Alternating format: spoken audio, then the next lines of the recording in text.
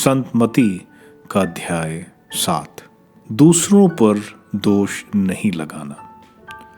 दोष नहीं लगाओ जिससे तुम पर भी दोष ना लगाया जाए, क्योंकि जिस प्रकार तुम दोष लगाते हो उसी प्रकार तुम पर भी दोष लगाया जाएगा, और जिस नाप से तुम नापते हो उसी से तुम्हारे लिए भी नापा जाएगा। जब तुम्हें अपनी ही आंख की धरन का पता नहीं तो तुम अपने भाई की आंख का तिनका क्यों देखते हो? जब तुम्हारी ही आंख में धरन है तो तुम अपने भाई से कैसे कह सकते हो मैं तुम्हारी आंख का तिनका निकाल दूं? रे ढोंगी, पहले अपनी ही आंख की धरन निकालो, तभी अपनी भाई की आंख का तिनका निकालने के लिए अच्छी तरह देख सकोगे।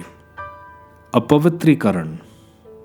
पवित्र वस्तु कुत्तों को मत दो और अपने मोती सूअरों के सामने मत फेंको, कहीं ऐसा ना हो कि वे उन्हें अपने पैरों तले कुचल दें और पलटकर तुम्हें फाड़ दें।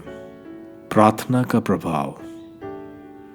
मांगो और तुम्हें दिया जाएगा, ढूंढो और तुम्हें मिल जाएगा, खटखटाओ और तुम्हारे लिए खोला जाएगा, क्योंकि जो मांगता है उसे दिया जाता है, जो ढूंढता है उसे मिल जाता है, और जो खटखटाता है उसके लिए खोला जाता है।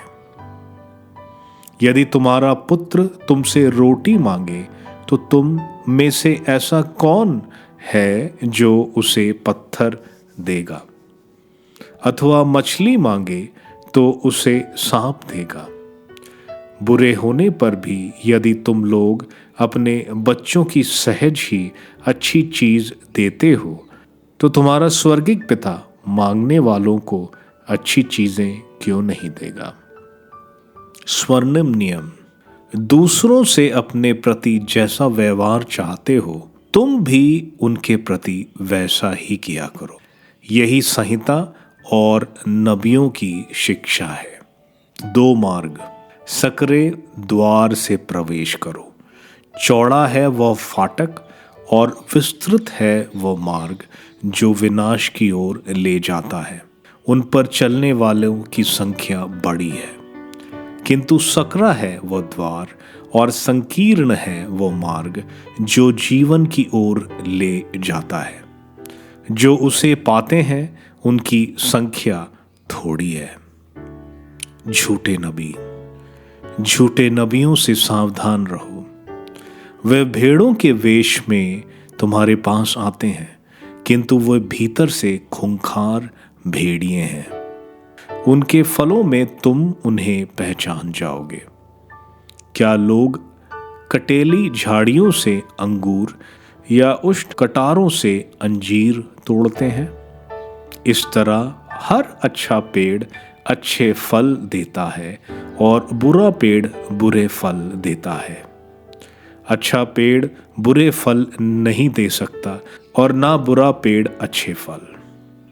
जो पेड़ अच्छा फल नहीं देता उसे काटा और आग में झोंक दिया जाता है।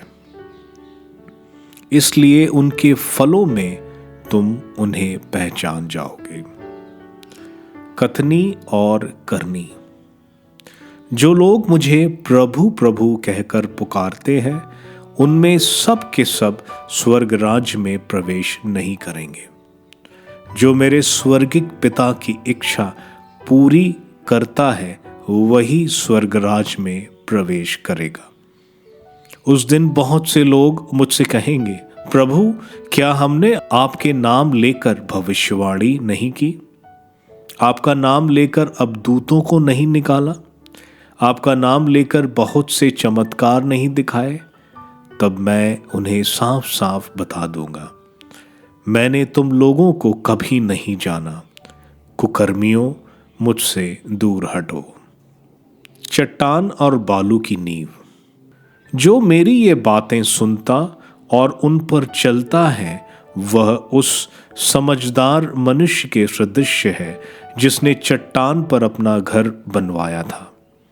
पानी बरसा, नदियों में बाढ़ आई, आंधियां चली और उस घर से टकराई, तब भी वह घर नहीं ढहा, क्योंकि उसकी नींव चट्टान पर डाली गई थी।